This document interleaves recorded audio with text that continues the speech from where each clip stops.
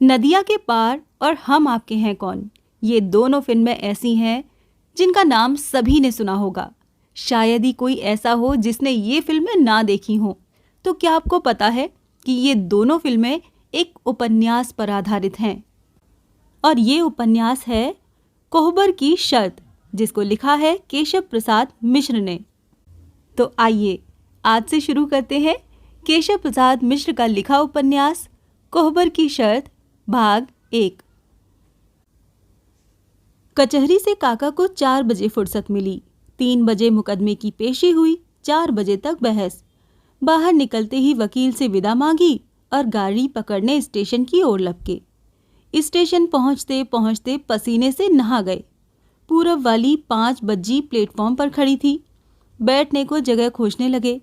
रोज की तरह सांझ को घर लौटने वाले मुकदमेबाज और बिना टिकट चलने वाले स्कूली लड़कों से बलिया से पूरब जाने वाली ये गाड़ी खचाखच भर गई थी।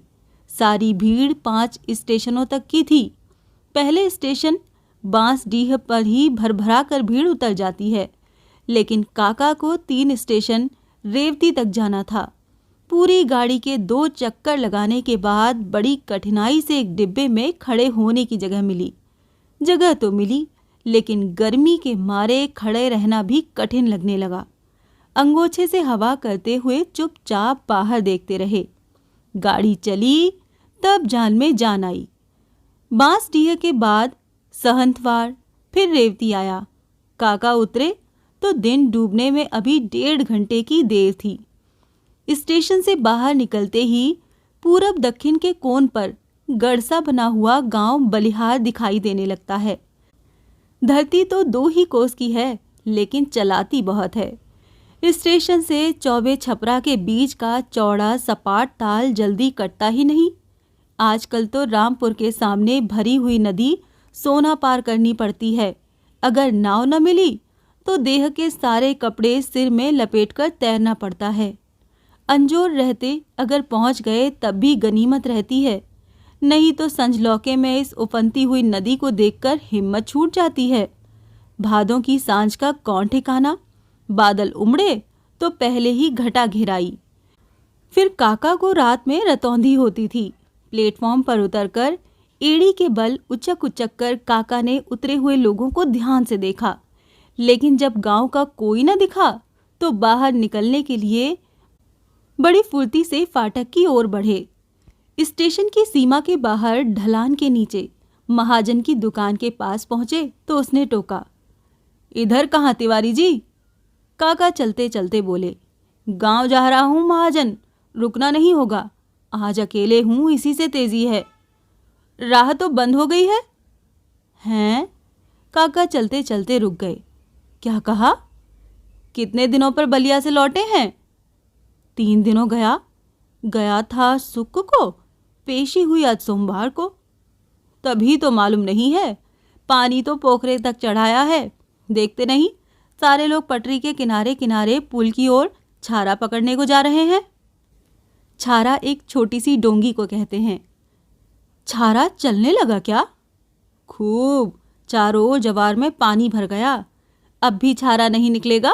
अब तो स्टेशन आना जाना और भी आसान हो गया।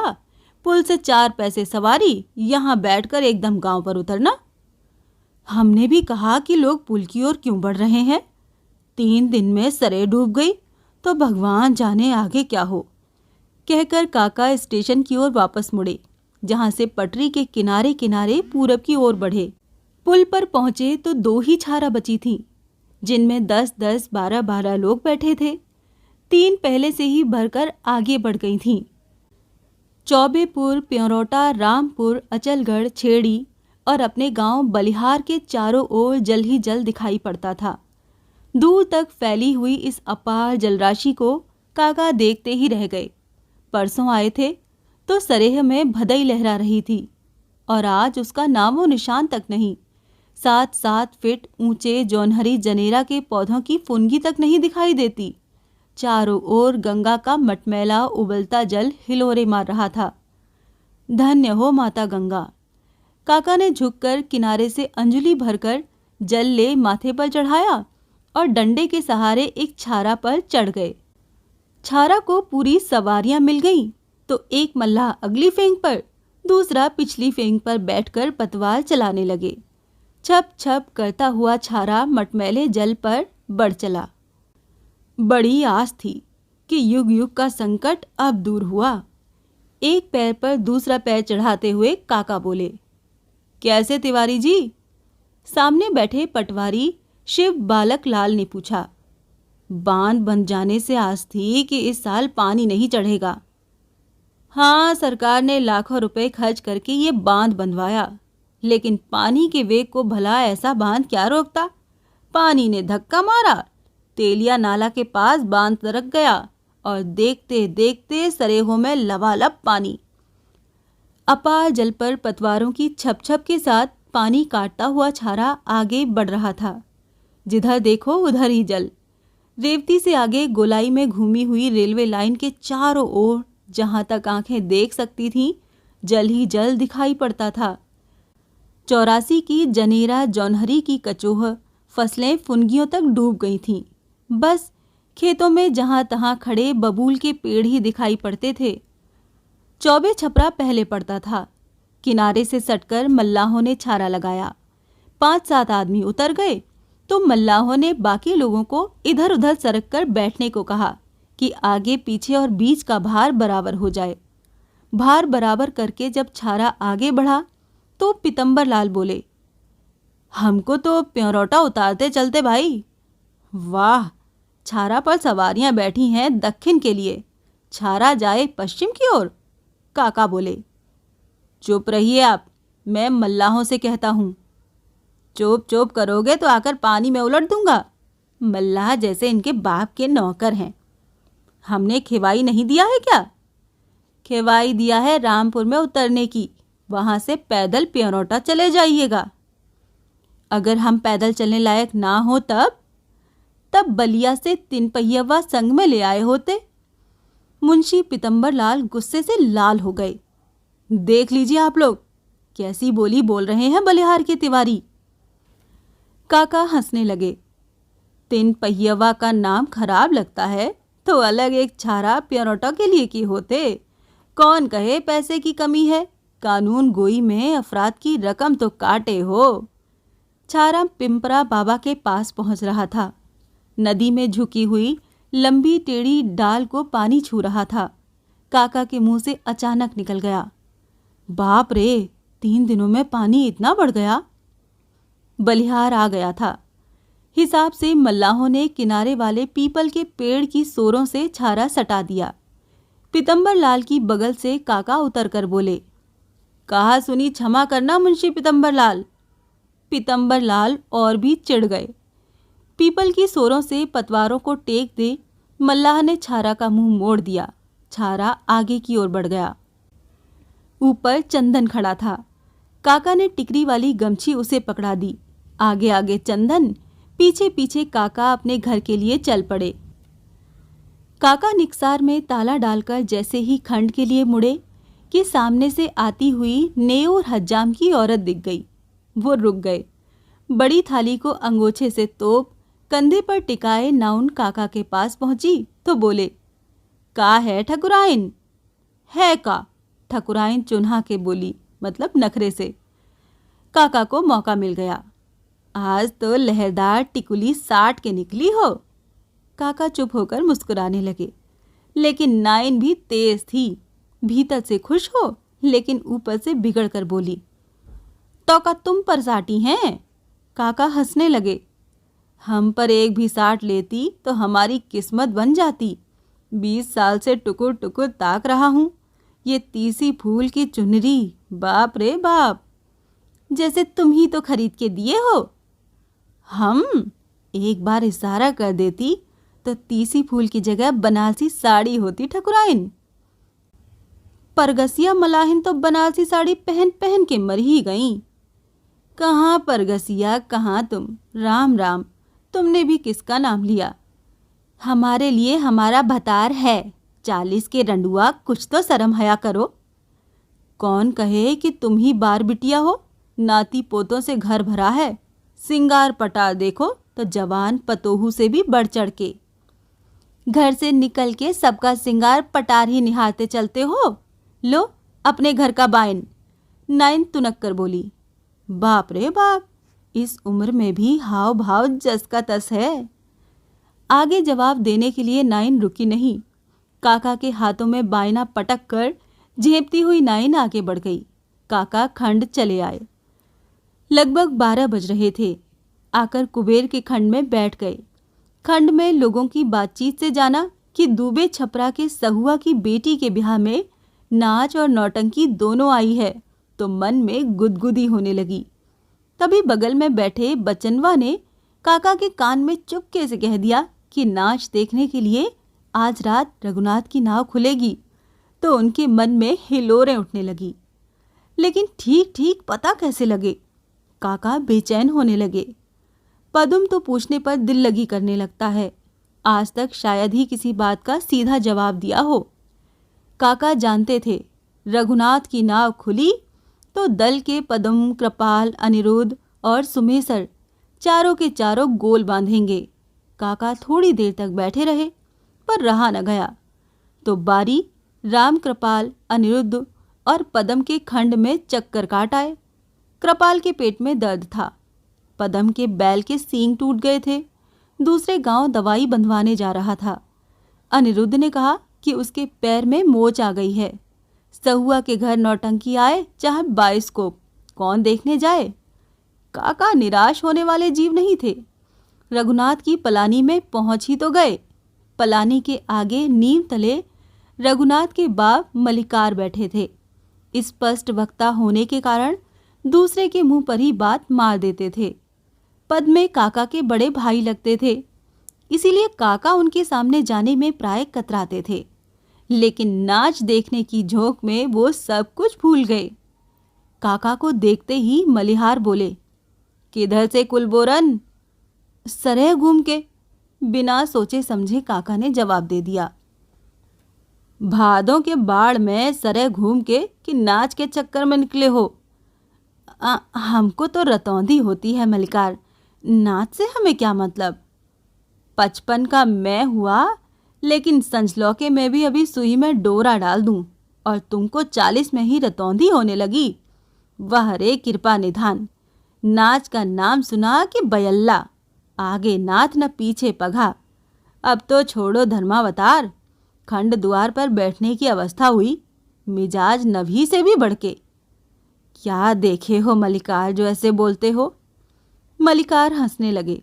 लंगोटी पहनते थे तब से तुमको देख रहा हूं, हम ही से पूछते हो कि क्या देखे हो? 16 साल का भतीजा ओंकार घर में कुंवारा पड़ा है। ये नहीं होता कि घेर घार कर उसका ब्याह करा दे। आज यहाँ गौनई, कल वहाँ नाच, इससे फुर्सत मिले तब तो आगे की चिंता हो। धै तेरे की, क्षण भर इनके खंड में कोई आया नहीं कि लगे उपदेश छांटने। काका कुछ नाराज होते हुए बोले, लो चले तुम्हारे खंड से, कोई पास आया नहीं कि लगे जहर उगलने।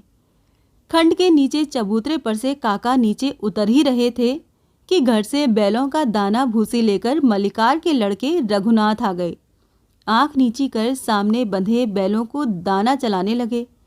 दाना देख बैलों की घंटियां टुनटुनाई तो लोटा उठाकर मैदान जाते हुए मलिकार बोले, लो आ गए बबुआ जी, बतिया के तय तपाड़ कर लो, मैं तो काम से चला। मलिकार को जाते देख काका रुक गए, लेकिन रघुनाथ भी गुमसुम रहे।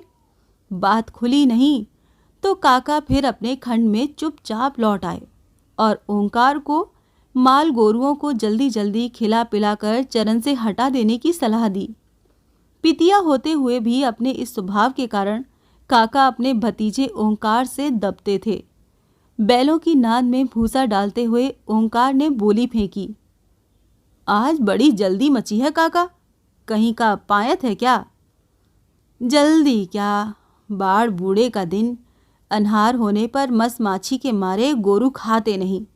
एक दिन जरा जल्दी कह दिया तो पूछता है कहीं का पायत है। हो भी तो मानुस तन है, जनावर तो नहीं।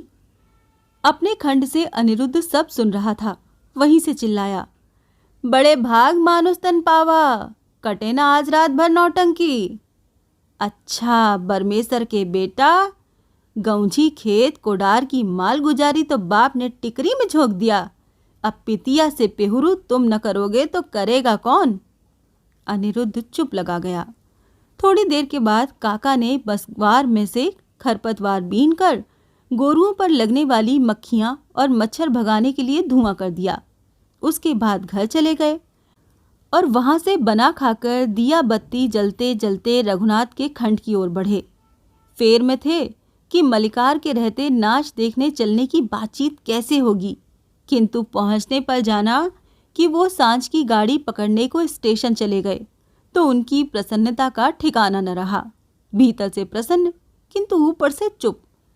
काका रघुनाथ के खंड के आगे नीम तले पड़ी हुई चौकी पर चुपचाप जा बैठे। उधर गोल में राय हो रही थी कि काका को आज छोड़ दिया जाए। मलिकार मुकदमे के लिए बलिया चले गए। अगल बगल के नवही नाच देखने जाएंगे। खंड सूना पड़ जाएगा। रात में कोई अगोरने वाला भी तो रहना चाहिए। रघुनाथ घर से खाकर लौटे तो देखा काका जमे हैं। वो कुछ नहीं बोले और बैलों को चरण से हटाकर पलानी में बांधने लगे।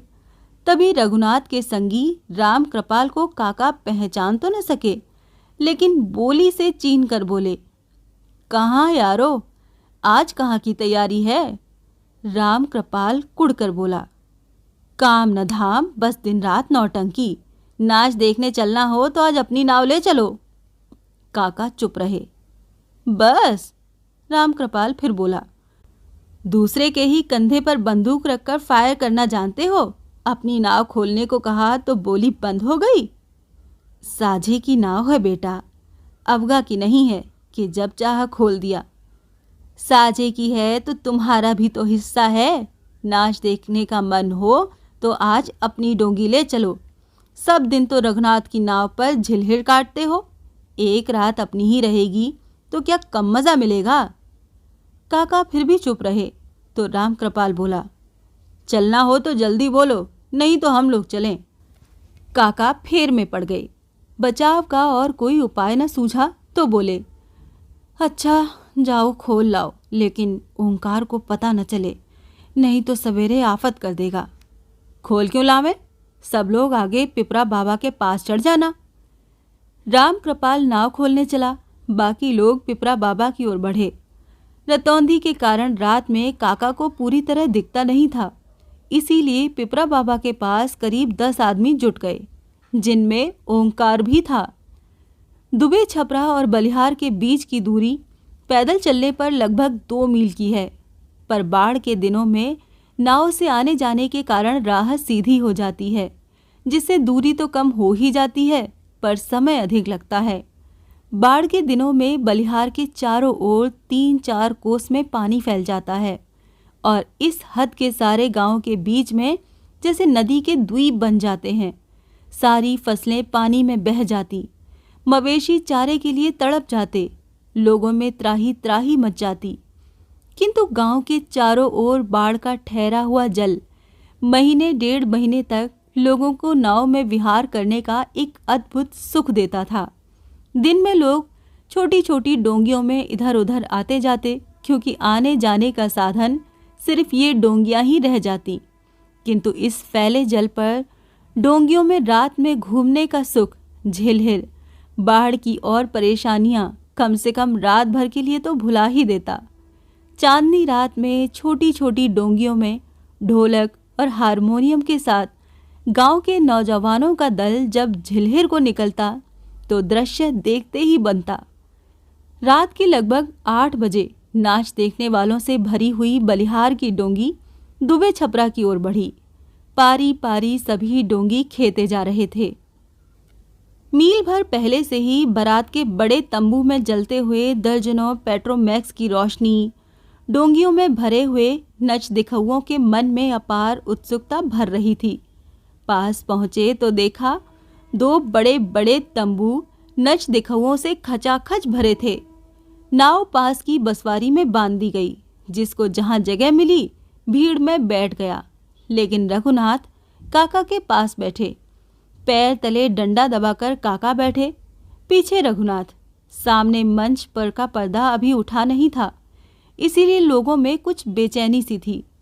सहुआ की बेटी की बारात में 3 चीज़, नौटंकी, नाच और थिएटर, रात भर की मौज। ऐसा मौका जवार में कहाँ मिलता है। एकाएक पटाखा छूटा और धड़ाके की आवाज़ के साथ सामने का पर्दा उठा। नौटंकी शुरू हुई। ठाकुर की जवान बेटी ब्राह्मण के लड़के के साथ भागने की जिद कर रही थी। लड़का बार बार इनकार कर रहा था। अंत में जब लड़की ने कोई और उपाय नहीं देखा तो कहने लगी कि यदि वो उसे भगाकर नहीं ले जाएगा तो हल्ला मचाकर वो अपने घर वालों को बुलाकर उसकी दुर्गति करा देगी। सामने मंच पर ब्राह्मण का लड़का पसोपेश में खड़ा हुआ था। लड़की अपने भयंकर रूप में खड़ी हुई लड़के के उत्तर की प्रतीक्षा कर रही थी। काका, रघुनाथ पीछे से बोले। का है रे, देख रहे हो कि नहीं? देख रहा हूं बेटा, कैसा कली युग लगा है, धर्म का नाश हो गया है। वाह रे तिरिया चरित्र। मंच पर लड़का ठाकुर की बेटी को पद में उत्तर देने लगा। काका दोनों हथेलियों से अपनी आंखों को बगल से घेरकर नौटंकी देखने में जुटे। लगभग 2 घंटे के बाद रघुनाथ चुपके से उठे और डोंगी को हटाकर दूसरी बंसवारी में बांधकर फिर अपनी जगह पर आकर बैठ गए। काका नाच देखने में वैसे ही तन्मय थे। थोड़ी देर के बाद काका की देह में नीचे से रह रहकर रघुनाथ चिकोटी काटने लगे। 2-3 बार तो काका ने समझा कि नीचे से कोई चीज गड़ रही है, इसीलिए हाथ से आगे पीछे की देह नीचे से झाड़ दी। थोड़ी देर बाद रघुनाथ ने फिर चिकोटी काटी तो इस बार कुछ क्रोध में घूमकर काका ने पीछे की ओर देखा। रघुनाथ ने पूछा, क्या है? मालूम नहीं, पीछे से कोई खोद रहा है। लोग नाच देखने आए हैं कि तुमको खोदने? जहां जाते हो वहीं खंड मंडल डाल देते हो। चुपचाप अपनी जगह पर बैठो। काका फिर मंच की ओर देखने लगे और रघुनाथ ने फिर वही हरकत की। काका ने आओ देखा न ताओ, पैर के नीचे दबाया हुआ अपना डंडा निकाला और बिजली की तरह घूमकर अपने पीछे के लोगों पर 2-1 बार बरसा दिया। किसी के कंधे, किसी की कनपटी, किसी के सिर पर चोट लगी। क्रोध में लोग एकाएक खड़े हो गए। गाली गलौज और बैठो बैठो की आवाजें आने लगीं। कौन बैठता है? तंबू में हुड़दंग मच गया। रघुनाथ ने काका की बांह पकड़ी और फुर्ती से तंबू के बाहर खींच लाए। पीछे बैठे हुए लोग आगे बढ़े हुए लोगों से बैठ जाने के लिए चिल्लाने लगे। झगड़ा दूसरे लोगों में बढ़ने लगा और नाटक बंद हो गया। 10-15 मिनट बाद लोग अपनी अपनी जगह पर बैठ गए। रात के लगभग 2 बज रहे थे, किंतु ललचाई आंखों से काका मुड़ मुड़ कर तंबुओं की ओर देख रहे थे। रघुनाथ उन्हें गांव चलने को विवश कर रहे थे। रहा न गया तो काका बोले, थोड़ी देर और देखा जाए यार। रात भर नाच देखो, उधर नाव कोई खोल ले गया तो माला जपोगे। और काका की बाहों पकड़कर बंसवारी की ओर खींचते हुए रघुनाथ बोले, चलो झटपट निकला जाए, नहीं तो गांव के लोग डोंगी पर लद जाएंगे। बेबसी में काका वापस चले। नाव पर आए हुए बाकी लोग अपनी जगह से ही काका और रघुनाथ को ताड़ रहे थे। नाव की ओर इन्हें बढ़ते देखा तो तंबू में से उठकर वो लोग भी पीछे पीछे चले। पहली बार जहां नाव बंधी थी वहां पहुंचने पर नाव नहीं मिली तो काका के प्राण सूख गए। नाव कहाँ है रे? जाओ खूब नाच देखो, रघुनाथ ने ताना मारा। आखिर गई कहाँ? यहीं तो बांधकर हम लोग गए थे। ढूंढो यारो ढूंढो, कोई सुई डोरा है जो नहीं मिलेगा? देखो रस्सी टूटकर अगल बगल बह तो नहीं रही है। रघुनाथ कृत्रिम ढंग से बिगड़े। तुम्हारी 4 आंखें हैं तो ढूंढो। काका का पसीना छूटने लगा। डर के मारे कांपते हुए बोले, अब क्या होगा रघुनाथ? रघुनाथ क्या बतावे, अकेले वही तो चढ़ के आए नहीं थे, और लोगों से क्यों नहीं कहते? 4-5 मिनट वैसे ही खड़े रहने पर काका सिर पकड़कर बैठ गए। गोल के बाकी लोग अंगोछे से मुंह तपाकर हंस रहे थे। नाव अगर न मिली तो सुन लो रघुनाथ, गले में अंगोछा कस के प्राण दे दूंगा। नाच देखने तुम आए, प्राण दोगे रघुनाथ पर? नाव न मिली तो क्या होगा? बगल में खड़े बिहारी ने बात कसी। रघुनाथ ने बिहारी को इशारा किया और बिहारी बगल की बसवारी में बंधी नाव थोड़ी देर में खोल लाया। आते ही काका से बोला, बाप रे बाप, न जाने कितनी दूर नाव बह गई थी। लो नाव, चढ़ाते समय तो ना नुकुर करते हो, लेकिन मौके पर बिहारी ही काम आते हैं। काका की देह में जैसे जान आ गई। काका नाव पर बैठे, उनके पीछे 10-12 लोग भरभरा कर चढ़े। नाव बलिहार को मुड़ी। बाढ़ के ठहरे जल पर चांदनी का चंदोवा तना था। नाव तेज चाल से बढ़ रही थी, क्योंकि सभी घर पहुंचकर सोना चाहते थे, इसीलिए लग्गी तेजी से मार रहे थे। 2-2, 3-3 कोस की दूरी पर चारों ओर स्थित गांव के बीच के खेतों में बाढ़ का फैला हुआ जल एक बड़ी सी झील की तरह लग रहा था। शांत, निस्तब्ध, सफेद रात, हल्की हल्की पछुआ। काका को नींद आने लगी। इससे आगे की कहानी जानने के लिए सुनिए कोहबर की शर्त का अगला भाग।